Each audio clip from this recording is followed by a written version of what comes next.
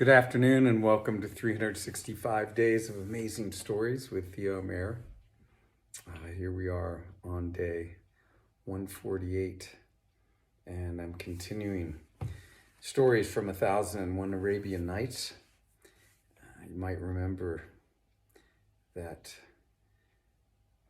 the fisherman, he had gone to this lake that the genie that had been in the bottle had taken him to.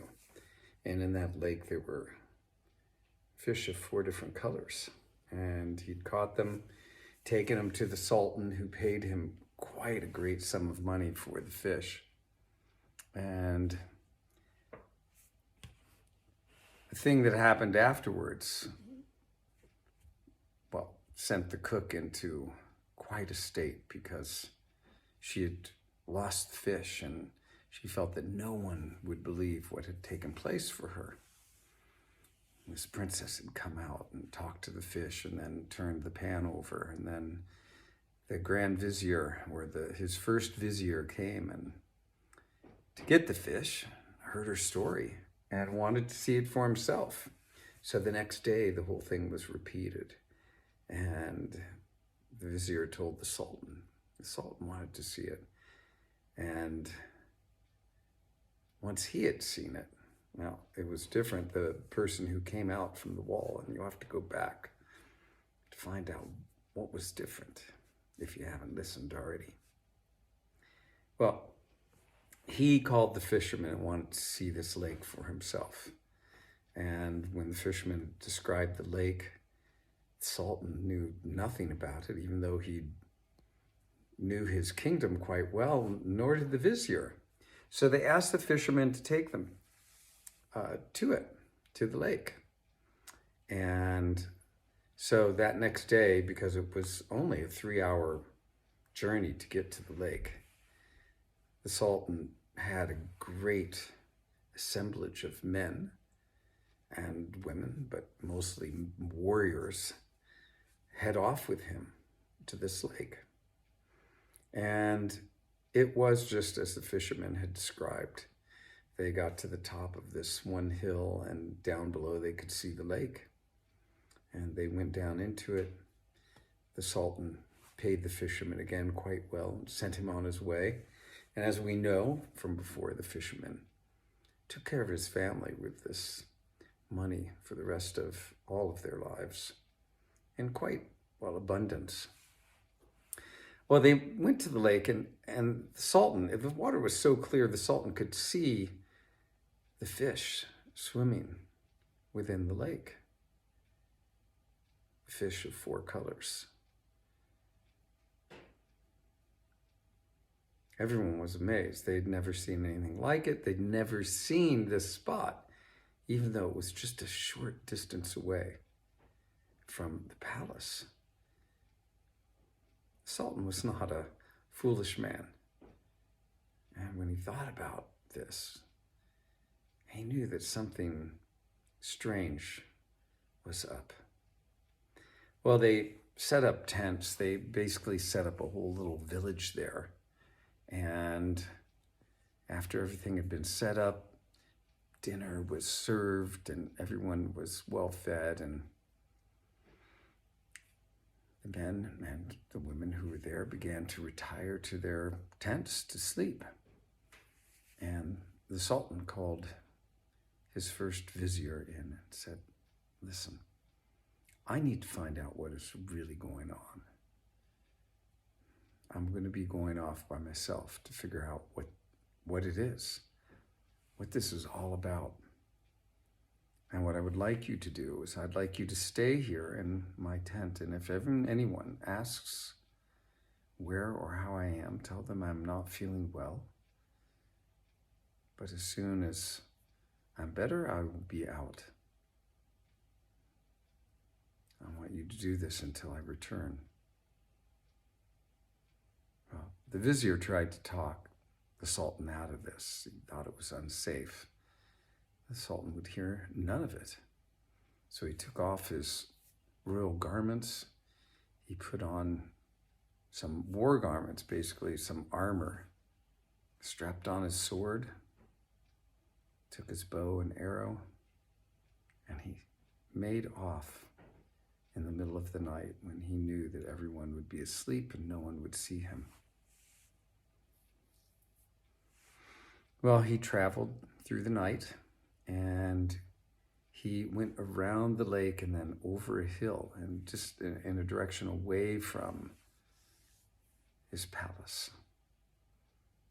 And just as he was coming over the top of this hill, the light of the morning began to get brighter and brighter, and he could see off in the distance a building, a very large building. And so he made his way toward this building, but it was across a very, very great plain that was desolate. When he got to the building, it was black, made out of marble, and it was shiny, this shiny black marble. It was almost like polished steel. It was so shiny. And he saw nobody, no sign of life around it at all. So he went up to the doors, the gates in this building. It looked like a palace, walls all the way around. Again, black, shiny, polished marble. And he knocked on the gates, the doorway into this huge building. And no one answered. So he tried there was a huge ring there, and he tried pulling on the ring, and the door squeaked open as if it had not been moved for a long time. But it did open, and he opened it enough that he was able to slip through the opening that he had created. Now then, he did not see a soul, although he called out.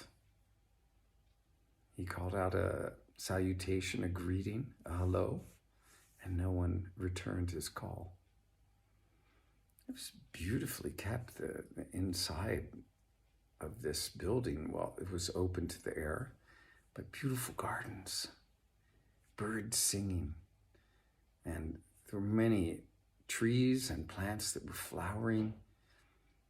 And he noticed that overhead, between the wall and the actual, what looked like a palace, there was netting so the birds would be unable to escape.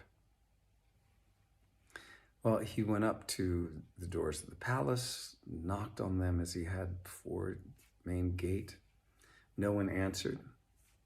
And again, he pulled on the doors. They opened up. He slid inside and found himself in a magnificent palace. There were tapestries hung on the walls. The floors were intricately done, tile work and stonework. Vaulted ceilings, again with the most amazing hand-carved stonework that seemed divinely inspired. And the floor, as I said, was tile work with huge marble stones or slabs, pieces of marble that had been shaped into this beautiful geometric mosaic all throughout. Everywhere he went, it changed and was colorful and beautifully, beautifully done. He began to wander through the palace, one room after another. And it was built in a way that, well, there was some beautiful geometry that was being expressed. He got to the inner portion of this place, and again, there was this beautiful garden area open to the sky again, and in the center was a fountain. And the fountain was supported by golden lions, and the water was shooting up really high up into the air, and looked like, as it did, it looked like diamonds and pearls were tumbling up into the air. He called out, no one. He made his way past the fountain and into this next room, and as he did, he heard a voice. And the voice, it called out and said, "Oh, I wish I were dead. I am so unhappy that I no longer wish to live. Please, please, let me find peace in death." Well, the king was startled by this, and he turned in the direction of where he had heard the voice come, and he made his way through the hallways until he saw before him a man that was sitting in a throne room upon a throne that was slightly off the ground.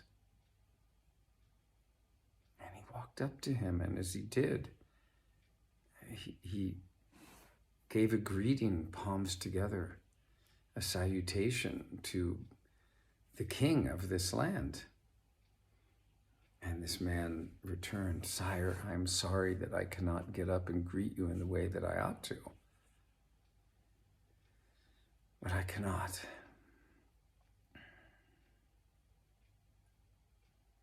The Sultan, he looked at him and he said, "What is it that ails you? I heard your words. Why is it that you are so sad?" He said, "Oh, that is a story, and if you would like to hear it, I will tell you." The Sultan said, "Well, I am here only for one thing, and that is to help you. Please, tell me your story." Well, the king of this land, before even starting to tell the story, he lifted up his robes. Now, he had really not moved. His arms had moved, his head had moved. He looked normal. But when he lifted his robes, the Sultan could see that from the waist down, he was marble, black marble, stone. Half his body was stone, as if he had grown out of a pedestal. Well, the Sultan was surprised by this, as you might imagine.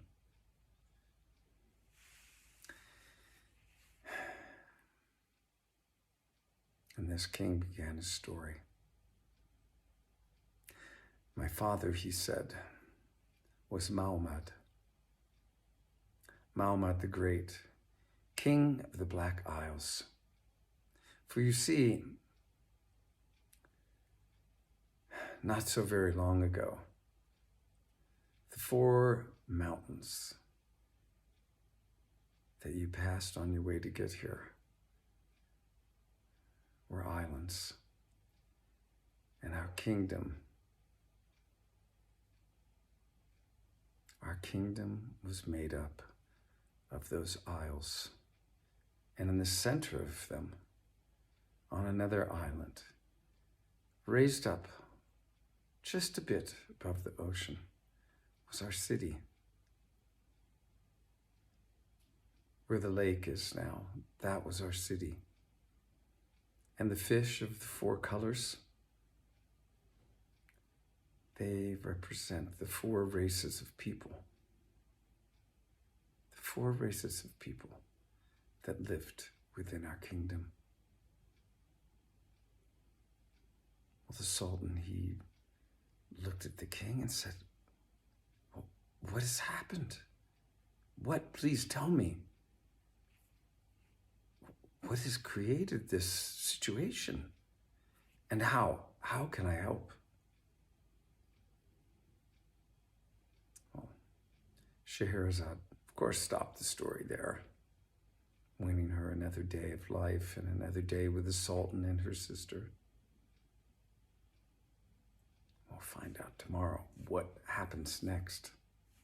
Thanks for joining.